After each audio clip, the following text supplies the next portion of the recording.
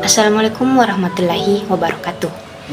Pada video kali ini saya akan menjelaskan mengenai hasil analisis layanan kebutuhan BK di SMP yang sudah saya lakukan dan layanan informasi dari hasil analisis data yang telah dilakukan melalui angket kebutuhan layanan peserta didik.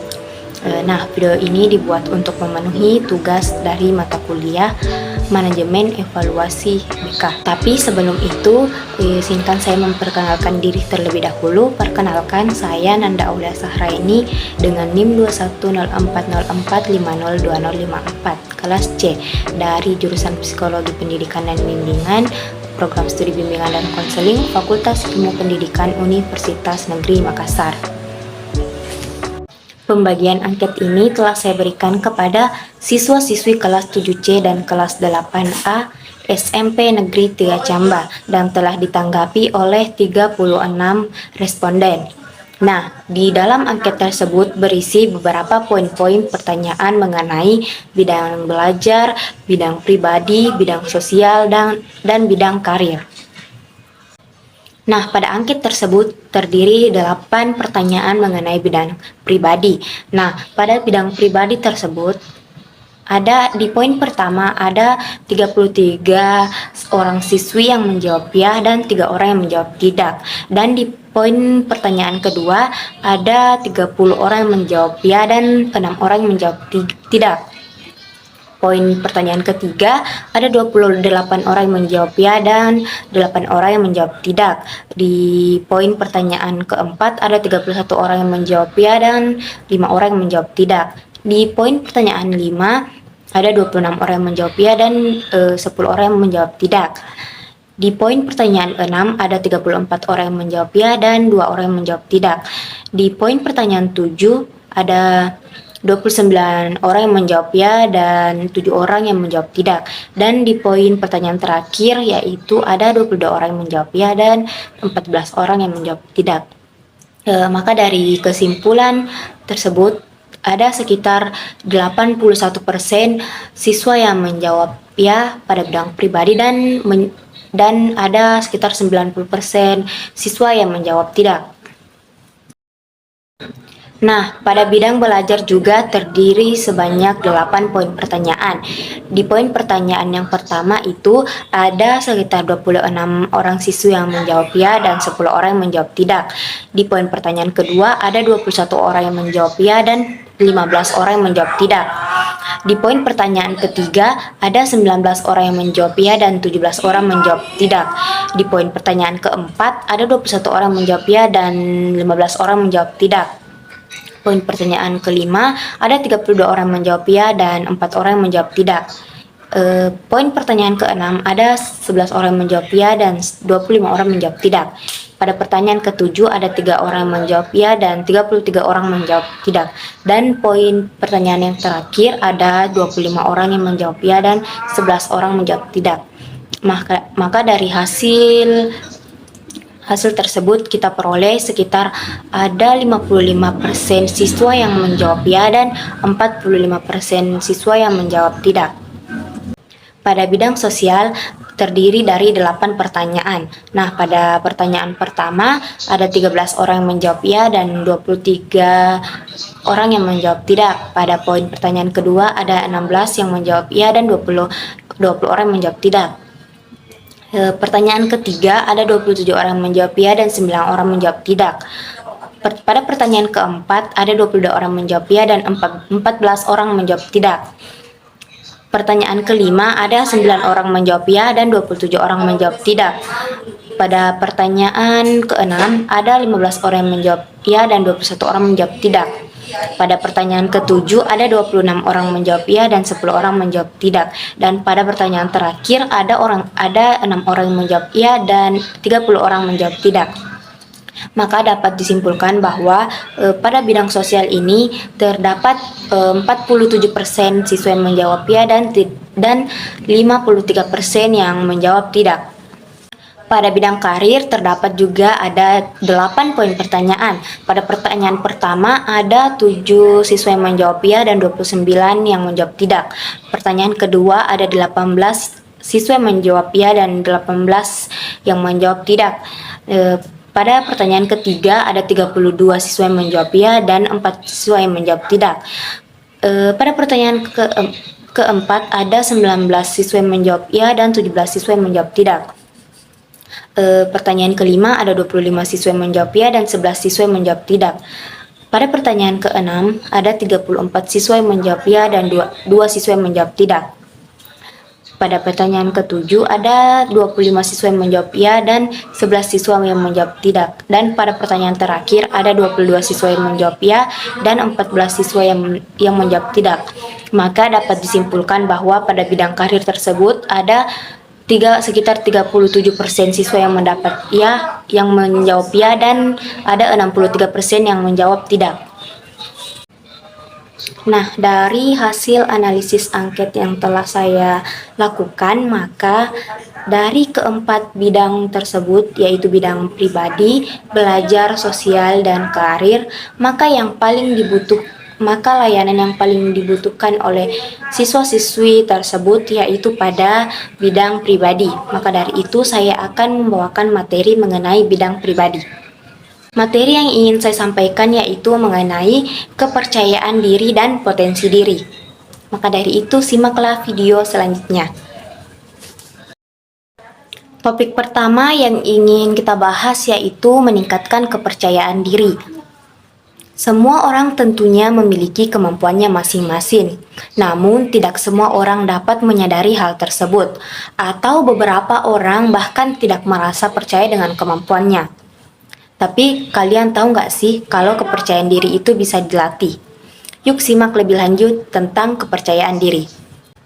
Nah, kepercayaan diri adalah suatu sikap atau keyakinan atau kemampuan diri sendiri. Sehingga dalam melakukan tindakan tidak terlalu sering merasa cemas, merasa bebas untuk melakukan hal-hal yang sesuai dengan keinginan, dan memiliki tanggung jawab atas keputusan dan tindakan yang dilakukan.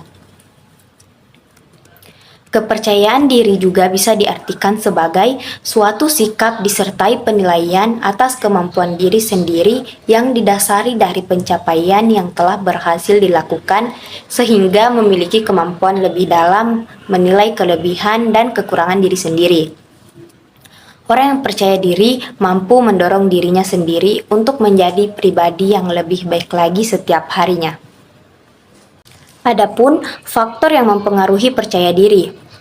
Terdapat banyak faktor yang dapat mempengaruhi percaya diri seseorang, baik dari faktor eksternal maupun faktor internal. Berikut adalah beberapa faktor yang dapat mempengaruhi percaya diri. Nah, yang pertama itu ada kondisi fisik. Faktor ini merupakan faktor yang paling sering ditemui. Perubahan fisik yang tidak sesuai harapan dapat menimbulkan gambaran yang buruk pada diri sendiri. Faktor yang kedua yaitu pengalaman hidup. Pengalaman hidup yang mengecewakan dapat menjadi sumber timbulnya perasaan rendah diri.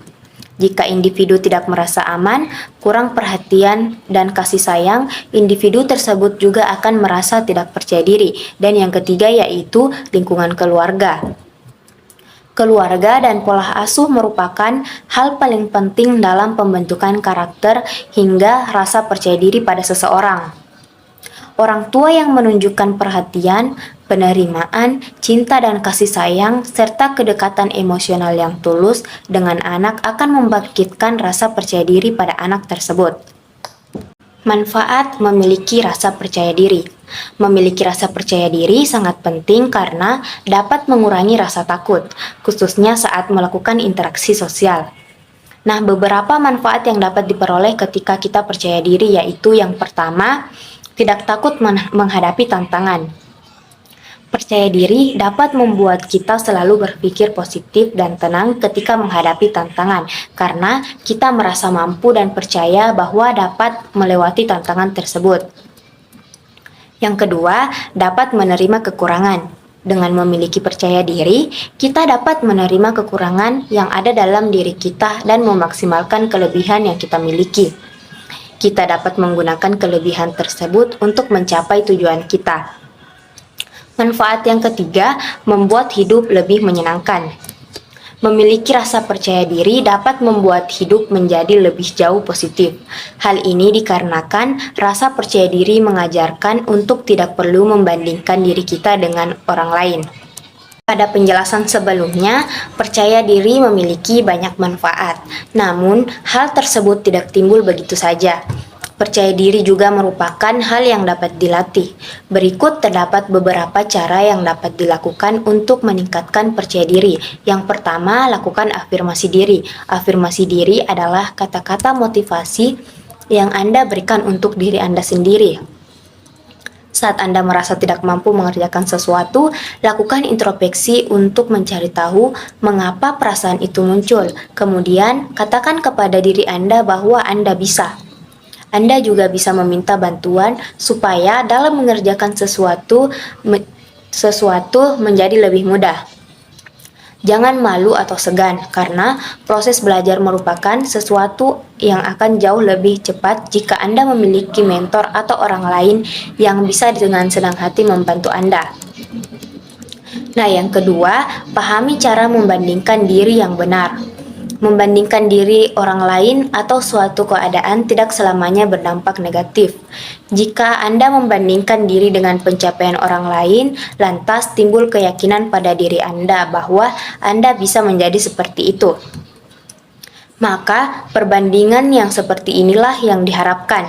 Dengan kata lain, Anda tetap bisa membandingkan diri Anda dengan orang lain untuk menjanjikannya motivasi atau pendorong semangat bahwa Anda juga bisa melakukan hal yang sama. Namun, dalam proses perbandingan diri ini ada hal yang penting yang perlu Anda perhatikan. Jangan sampai pencapaian orang lain tadi malah membuat Anda down dan minder. Yang ketiga, cari kelebihan diri. Jika saat ini Anda sedang merasa kurang percaya diri, maka segera perbaiki rasa kurang percaya diri sebelum terlambat. Caranya, Anda bisa menggali dan mengenali potensi diri Anda sendiri terlebih dahulu. Cari kelebihan-kelebihan yang Anda miliki dan terus kembangkan sampai Anda menjadi ahli. Anda juga bisa membangun kualitas diri Anda sehingga semakin lama Anda semakin fokus hanya pada kelebihan, bukan pada kekurangan diri. Nah, yang keempat, membuat rencana. Salah satu upaya meningkatkan rasa percaya diri, ada rencana yang telah Anda susun dengan matang. Bahkan, Anda sudah menyertakan setiap langkah yang hendak diambil untuk mewujudkan rencana tersebut. Jadi, buatlah rencana kerja, rencana karir, rencana hidup, rencana keuangan, dan rencana lainnya. Hidup dengan perencanaan yang baik akan meningkatkan kepercayaan diri pula. Ada banyak faktor yang dapat mempengaruhi rasa percaya diri Anda, dan Anda harus mengidentifikasinya agar Anda bisa mencari solusi secepatnya. Rasa percaya diri dapat membantu Anda meningkatkan performa Anda dalam bekerja dan mengubah cara pandang Anda terhadap diri Anda sendiri. Setiap orang perlu memiliki rasa percaya diri dalam dirinya sehingga mereka mengerti bahwa setiap individu memiliki kompetensi yang berguna dan bermanfaat dalam kehidupannya. Selain itu, percaya diri juga harus dalam kadar yang pas, tidak kurang dan tidak lebih. Nah, itulah tadi penjelasan singkat mengenai percaya diri. Buat kamu yang masih suka minder, yuk coba untuk berlatih percaya diri. Nah, selanjutnya kita akan membahas mengenai topik potensi diri. Setiap orang diciptakan tidak ada yang sempurna karena masing-masing memiliki kelebihan dan kekurangan. Setiap kelebihan yang dimiliki tersebut bisa jadi sudah disadari oleh setiap individu atau belum disadari sepenuhnya. Setiap kelebihan yang melekat pada setiap individu inilah yang disebut sebagai potensi diri. Sederhananya, potensi diri adalah kemampuan dan kualitas yang dimiliki oleh seseorang namun belum dipergunakan secara maksimal. Dari mana datangnya potensi diri? Jawaban umum yang sering diberikan adalah dari bakat dan kerja keras. Sebagian orang berhasil mengembangkan potensinya dengan belajar dan bekerja. Sebagian yang lain memang berbakat dari lahir.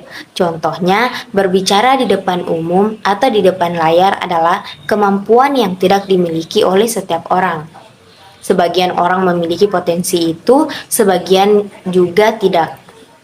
Mereka yang mengasah kemampuan public speaking akan mampu mengaktualisasikan potensinya berbicara di depan umum. Macam-macam potensi diri. Secara umum, terdapat beberapa contoh potensi diri yang bisa kita kenali. Di antaranya yaitu yang pertama, kemampuan berbahasa. Seseorang yang memiliki potensi berbahasa artinya mampu menggunakan bahasa secara efektif. Bahkan, kita menguasai beberapa bahasa dari negara atau daerah lain. Individu tersebut cenderung menyukai berbagai kegiatan yang bersinggungan dengan bahasa seperti membaca, menulis, mendengarkan, dan berbicara. Nah, yang kedua yaitu kemampuan logika atau berhitung. Kemampuan ini dimiliki oleh seseorang yang tertarik dengan angka. Individu tersebut biasanya mampu berpikir secara logis, memahami hubungan sebab akibat, dan suka mengolah data. Kemampuan yang ketiga yaitu kemampuan bayang ruang.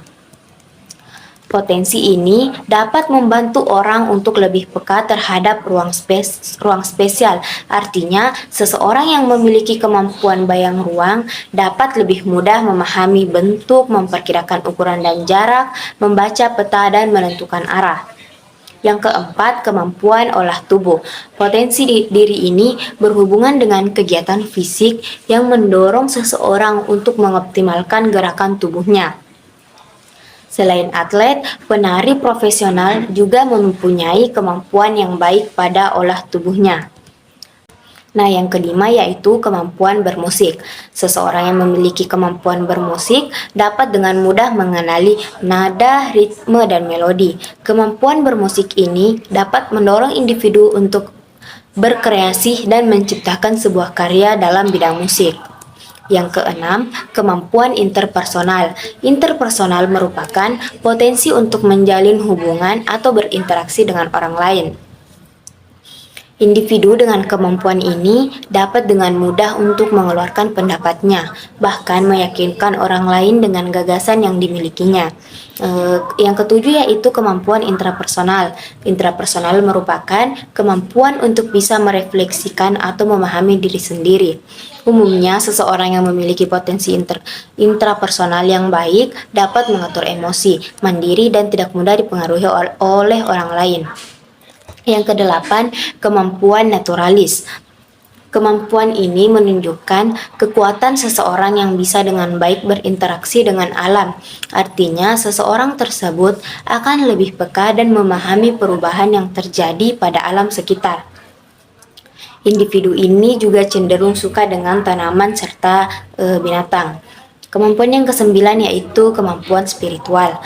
Potensi diri ini berhubungan dengan kecerdasan terkait dengan keimanan dan akhlak mulia. Individu tersebut banyak menggunakan waktunya untuk merenung dan berusaha meningkatkan hubungannya dengan Tuhan.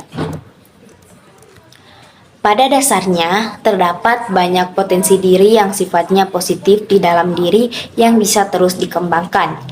Selain yang telah disebutkan di atas, potensi diri tersebut adalah mampu mengelola emosi, kreatif, berani mengambil resiko, mandiri, memiliki kemampuan memimpin, kompetitif, teliti, dan terampil. Adapun cara mengenali dan mengembangkan potensi diri. Untuk membantu Anda mengembangkan potensi diri, berikut ada 5 cara mengembangkan potensi diri, yaitu yang pertama, mengenal diri sendiri. Hal pertama yang bisa Anda lakukan adalah dengan mengenali diri sendiri. Tentu saja hal ini bisa dengan mudah Anda lakukan. Anda pun bisa bertanya pada diri Anda sendiri, apa yang sedang menjadi tujuan hidup Anda selama ini, apa saja hal yang membuat Anda bahagia, serta apa saja hal yang bisa membuat Anda sedih. Nah, yang kedua itu cari tahu kelebihan dan kekurangan diri. Semua orang pasti memiliki kelebihan dan kekurangan diri.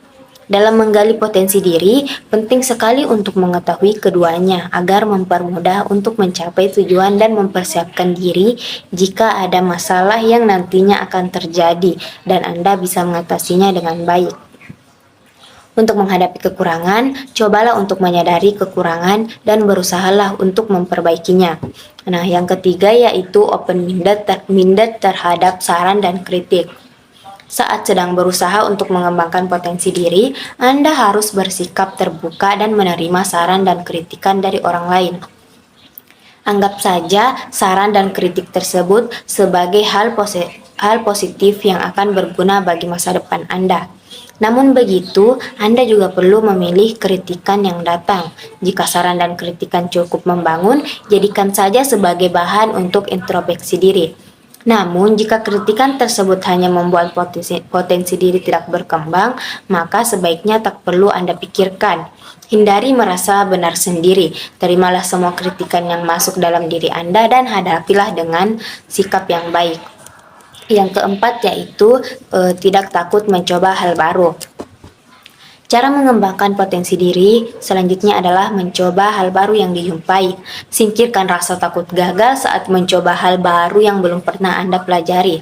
Cobalah untuk mempelajarinya sampai handal di bidang tersebut. Anda perlu meluangkan waktu untuk menggali lebih dalam aktivitas, keahlian baru, atau keterampilan tersebut.